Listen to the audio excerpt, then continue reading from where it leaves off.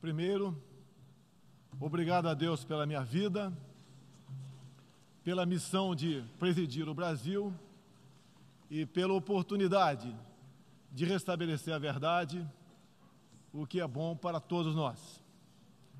Senhor Presidente da Assembleia Geral, Tirani Mohamed Bandi, Senhor Secretário-Geral da ONU, Antônio Guterres, chefes de Estado, de governo e de delegação, senhoras e senhores, apresento aos senhores um novo Brasil que ressurge depois de estar à beira do socialismo. Um Brasil que está sendo reconstruído a partir dos anseios e dos ideais de seu povo. No meu governo, o Brasil vem trabalhando para reconquistar a confiança do mundo, diminuindo o desemprego, a violência e o risco para os negócios, por meio da desburocratização, da desregulamentação e, em especial, pelo exemplo. Meu país esteve muito próximo do socialismo, o que nos colocou numa situação de corrupção generalizada, grave recessão econômica, altas taxas de criminalidade e de ataques ininterruptos aos valores familiares e religiosos que formam nossas tradições. Em 2013, um acordo entre o governo petista e a ditadura cubana trouxe ao Brasil 10 mil médicos sem nenhuma comprovação profissional. Foram impedidos de trazer cônjuges e filhos. Tiveram 75% de seus salários confiscados pelo regime e foram impedidos de usufruir de direitos fundamentais como o de ir e vir. Um verdadeiro trabalho escravo, acreditem. Respaldado por entidades de direitos humanos do Brasil e da ONU. Antes mesmo de eu assumir o governo, quase 90% deles deixaram o Brasil, por ação unilateral do regime cubano. Os que decidiram ficar se submeterão à qualificação médica para exercer sua profissão. Deste modo, nosso país deixou de contribuir com a ditadura cubana, não mais enviando para Havana 300 milhões de dólares todos os anos. A história nos mostra que já nos anos 60, agentes cubanos foram enviados a diversos países para colaborar com a implementação de ditaduras. Há poucas décadas, tentaram mudar o regime brasileiro e de outros países da América Latina. Foram derrotados. Civis e militares brasileiros foram mortos e outros tantos tiveram suas reputações destruídas, mas vencemos aquela guerra e resguardamos nossa liberdade. Na Venezuela, esses agentes do regime cubano, levados por Hugo Chávez, também chegaram e hoje são aproximadamente 60 mil que controlam e interferem em todas as áreas da sociedade local, principalmente na inteligência e na defesa. A Venezuela, outrora um país pujante e democrático, hoje experimenta a crueldade do socialismo. O socialismo está dando certo na Venezuela. Todos estão pobres e sem liberdade. O Brasil também sente os impactos da ditadura venezuelana. Dos mais de 4 milhões que fugiram do país, uma parte migrou para o Brasil, fugindo da fome e da violência. Temos feito a nossa parte para ajudá-los, através da Operação Acolhida, realizada pelo Exército Brasileiro e elogiada mundialmente. Trabalhamos com outros países, entre eles os Estados Unidos, para que a democracia seja restabelecida na Venezuela, mas também nos empenhamos duramente para que outros países da América do Sul não experimentem esse nefasto regime. O Foro de São Paulo, organização criminosa, criada em 90 por Fidel Castro, Lula e Chávez, para difundir e implementar o socialismo na América Latina, ainda continua vivo e tem que ser combatido. Senhoras e senhores, em busca de prosperidade, estamos adotando políticas que nos aproximem de países outros que se desenvolveram e consolidaram suas democracias. Não pode haver liberdade política sem que haja também liberdade econômica. E vice-versa. O livre mercado, as concessões e as privatizações já se fazem presentes hoje no Brasil. A economia está reagindo ao romper vícios e amarras de quase 2 décadas de irresponsabilidade fiscal, aparelhamento do Estado e corrupção generalizada. A abertura, a gestão competente e os ganhos de produtividade são objetivos imediatos do nosso governo. Estamos abrindo a economia e nos integrando às cadeias globais de valor. Em apenas 8 meses, concluímos os 2 maiores acordos comerciais da história do país, aqueles firmados entre o Mercosul e a União Europeia, e entre o Mercosul e a Área Europeia de Livre Comércio, o EFTA.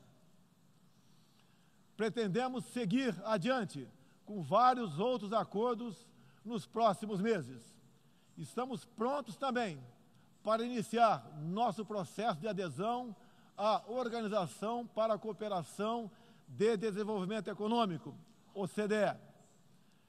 Já estamos adiantados, adotando as práticas mundiais mais elevadas em todos os terrenos, desde a regulação financeira até a proteção ambiental.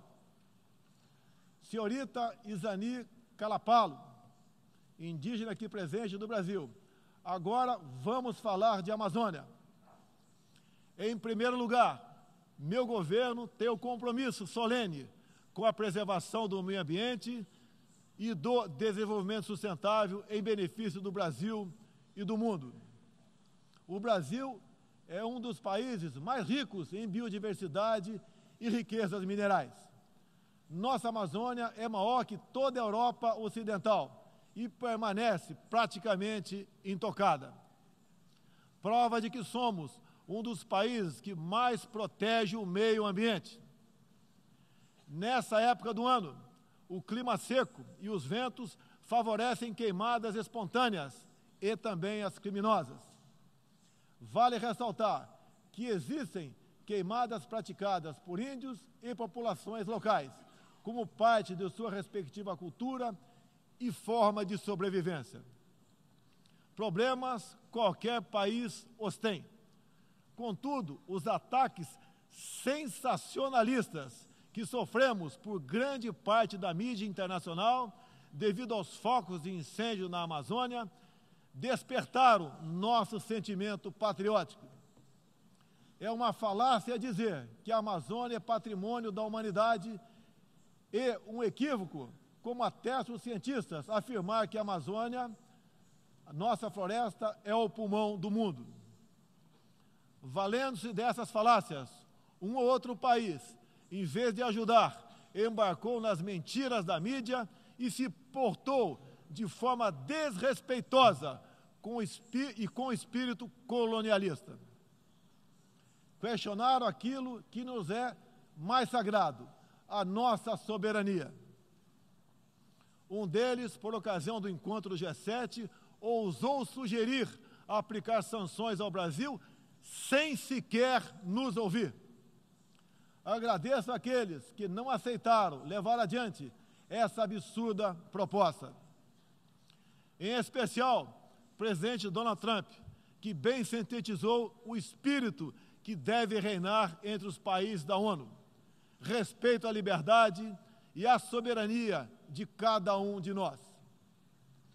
Hoje, 14% do território brasileiro está demarcado como terra indígena, mas é preciso entender que nossos nativos são seres humanos, exatamente como qualquer um de nós. Eles querem e merecem usufruir dos mesmos direitos de que todos nós. Quero deixar claro, o Brasil não vai aumentar para 20% sua área já demarcada como terra indígena, como alguns chefes de Estado gostariam que acontecesse. Existe no Brasil 225 povos indígenas, além de referências de 70 tribos vivendo em locais isolados. Cada povo ou tribo, com seu cacique, sua cultura, suas tradições, seus costumes e, principalmente, sua forma de ver o mundo. A visão de um líder indígena não representa a de todos os índios brasileiros. Muitas vezes, alguns desses líderes, como o cacique Raoni, são usados como peça de manobra por governos estrangeiros na sua guerra informacional para avançar seus interesses na Amazônia. Infelizmente, algumas pessoas de dentro e de fora do Brasil, apoiadas por ONGs, teimam em tratar e manter nossos índios como verdadeiros homens das cavernas. O Brasil agora tem um presidente que se preocupa com aqueles que lá estavam antes da chegada dos portugueses em 1500. O índio não quer ser latifundiário, pobre em cima de terra rica, especialmente das terras mais ricas do mundo. É o caso das reservas Yanomami e Raposa Serra do Sol. Nessas reservas existe grande abundância de ouro, diamante, urânio, nióbio e terras raras, entre outros. E esses territórios são enormes.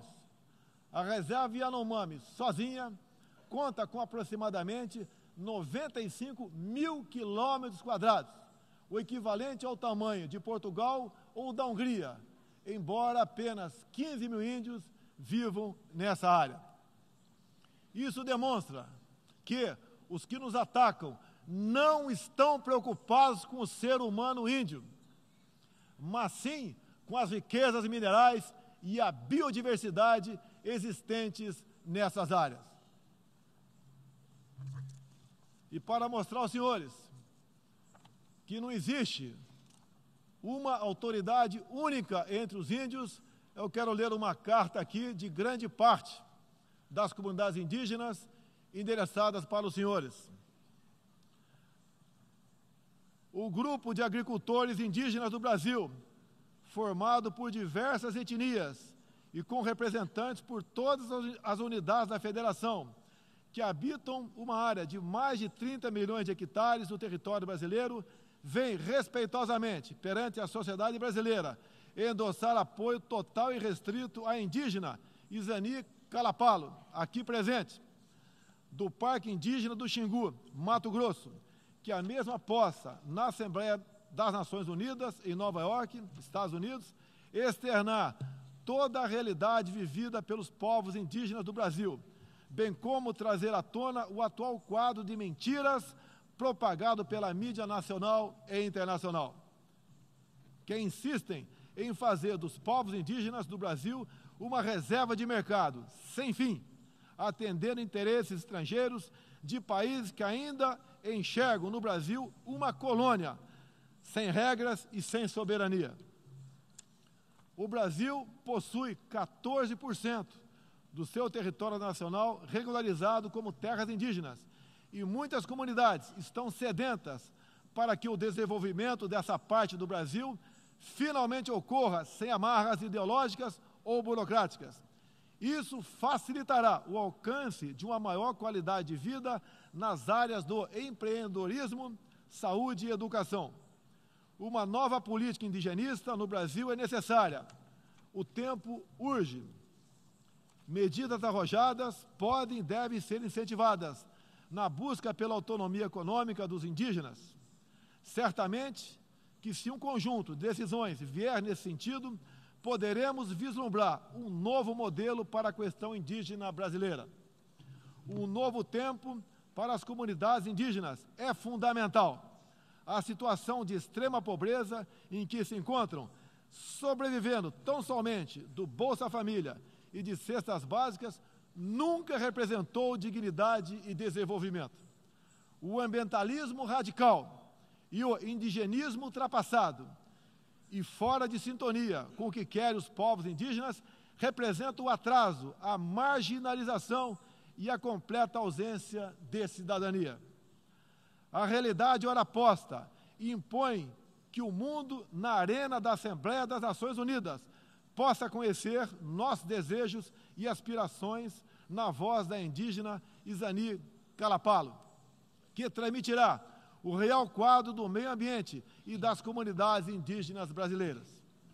Portanto, Izani Kalapalo goza de confiança e do prestígio da liderança indígena interessada em desenvolvimento, empoderamento e protagonismo, estando apta para representar as etnias relacionadas anexas, que são 52. Acabou o monopólio do senhor Raoni. A Organização das Nações Unidas teve papel fundamental na superação do colonialismo e não pode aceitar que essa mentalidade regresse a estas salas e corredores sob qualquer pretexto. Não podemos esquecer que o mundo necessita ser alimentado. A França e a Alemanha, por exemplo, usam mais de 50% de seus territórios para a agricultura. Já o Brasil usa apenas 8% de terras para a produção de alimentos. 61% do nosso território é preservado. Nossa política é de tolerância zero para com a criminalidade, aí incluídos os crimes ambientais. Quero reafirmar minha posição de que qualquer iniciativa de ajuda ou apoio à preservação da floresta amazônica ou de outros biomas deve ser tratado em pleno respeito à soberania brasileira. Também rechaçamos as tentativas de instrumentalizar a questão ambiental ou a política indigenista em prol de interesses políticos e econômicos externos, em especial os disfarçados de boas intenções. Estamos prontos para, em parcerias e agregando valor, aproveitar de forma sustentável todo o nosso potencial.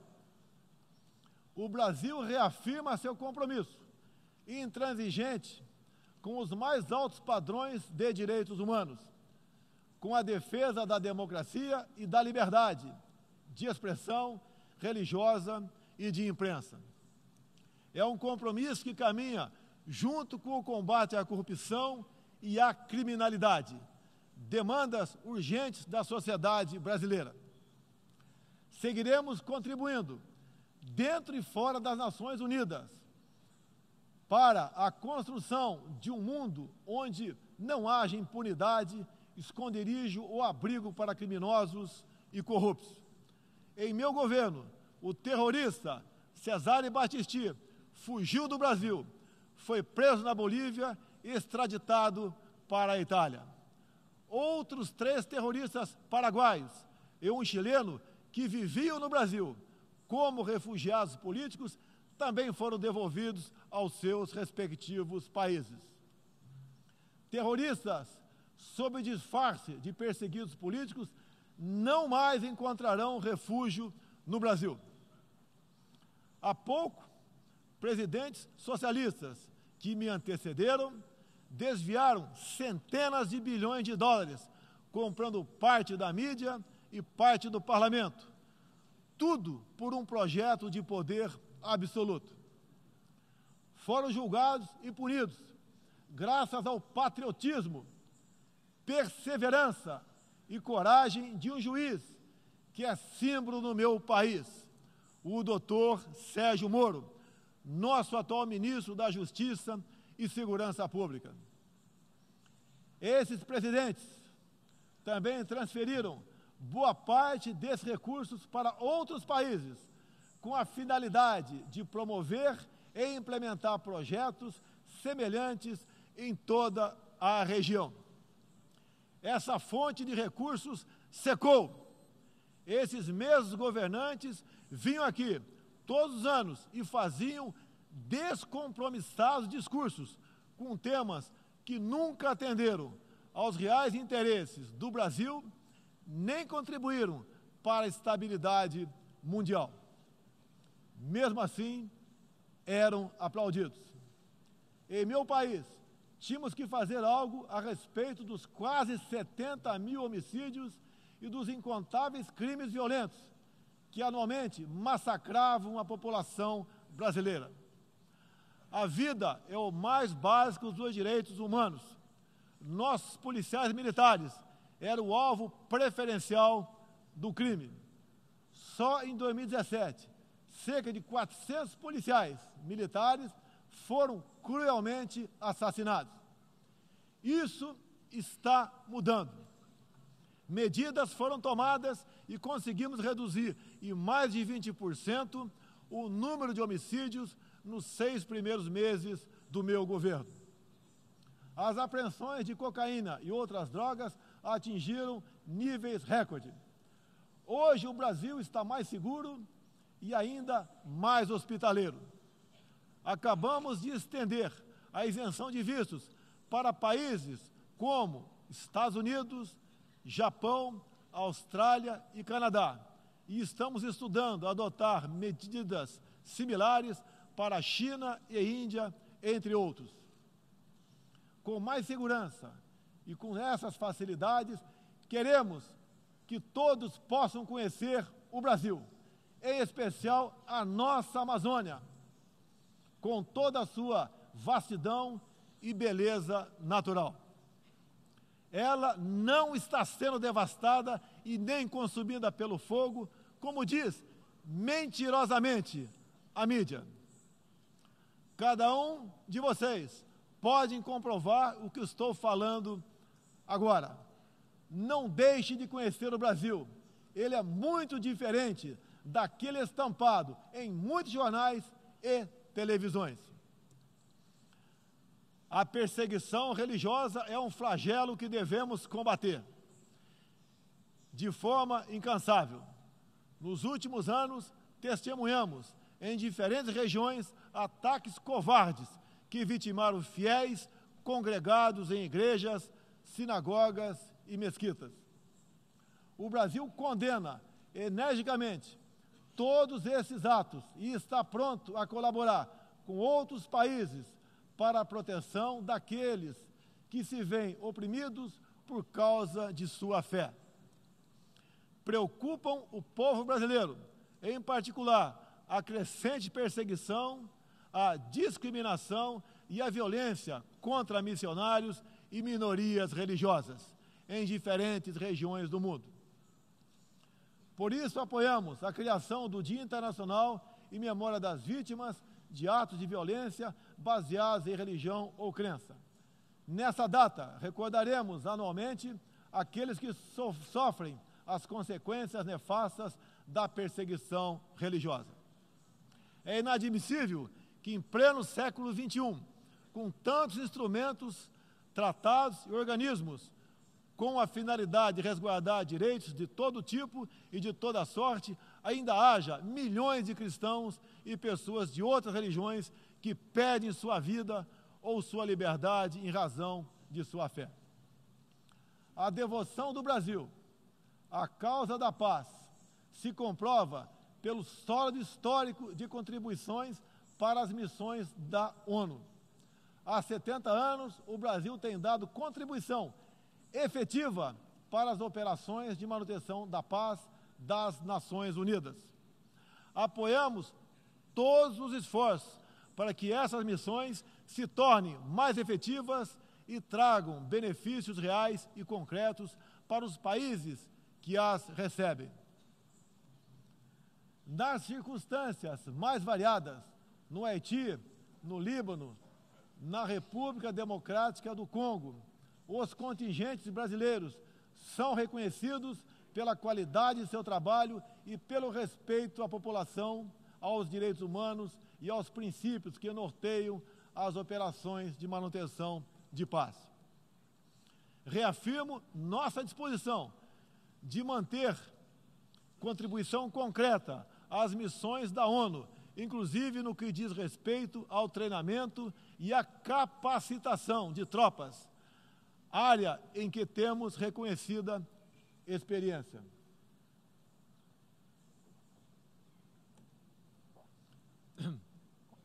Ao longo deste ano, estabelecemos uma ampla agenda internacional com o intuito de resgatar o papel do Brasil no cenário mundial e retomar as relações com importantes parceiros. Em janeiro, estivemos em Davos, onde apresentamos nosso ambicioso programa de reformas para investidores de todo o mundo. Em março, visitamos Washington, onde lançamos uma parceria abrangente e ousada com o governo dos Estados Unidos em todas as áreas, com destaque para a coordenação política e para a cooperação econômica e militar. Ainda em março, estivemos no Chile, onde foi lançado o ProSul, importante iniciativa para garantir que a América do Sul se consolide como um espaço de democracia e de liberdade. Na sequência, visitamos Israel, onde identificamos inúmeras oportunidades de cooperação, em especial na área de tecnologia e segurança. Agradeço a Israel o apoio no combate aos recentes desastres ocorridos em meu país. Visitamos também um de nossos grandes parceiros no Cone Sul, a Argentina, com o presidente Maurício Macri e nossos sócios do Uruguai e do Paraguai, afastamos do Mercosul a ideologia e conquistamos importantes vitórias comerciais, ao concluir negociações que já se arrastavam por décadas. Ainda este ano, visitaremos importantes parceiros asiáticos, tanto no Extremo Oriente quanto no Oriente Médio. Essas visitas reforçarão a amizade e o aprofundamento das relações com Japão, China, Arábia Saudita, Emirados Árabes e Catar. Pretendemos seguir o mesmo caminho com todo o mundo árabe e a Ásia. Também estamos ansiosos para visitar nossos parceiros e amigos na África, na Oceania e na Europa.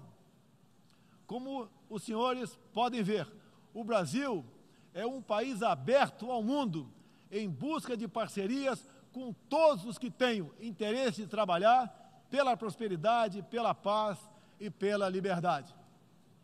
Senhoras e senhores, o Brasil que represento é um país que está se reerguendo, revigorando parcerias e reconquistando sua confiança política e econômica.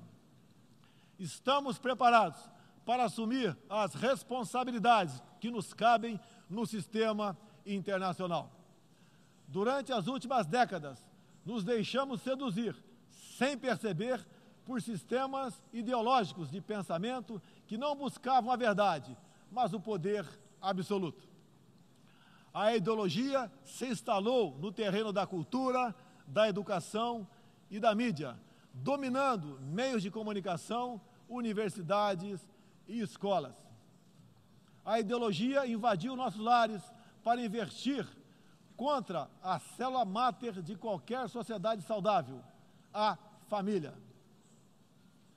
Tento ainda destruir a inocência de nossas crianças, pervertendo até mesmo identidade mais básica e elementar, a biológica. O politicamente correto passou a dominar o debate público para expulsar a racionalidade e substituí-la pela manipulação, pela repetição de clichês e pelas palavras de ordem. A ideologia invadiu a própria alma humana para dela expulsar Deus e a dignidade com que Ele nos revestiu. E, com esses métodos, essa ideologia sempre deixou um rastro de morte, ignorância e miséria por onde passou. Sou prova viva disso. Fui covardemente esfaqueado por um militante de esquerda e só sobrevivi por um milagre de Deus. Mais uma vez, agradeço a Deus pela minha vida. A ONU pode ajudar a derrotar o ambiente materialista e ideológico que compromete alguns princípios básicos da dignidade humana. Essa organização foi criada para promover a paz entre nações soberanas e o progresso social com liberdade, conforme o preâmbulo de sua carta.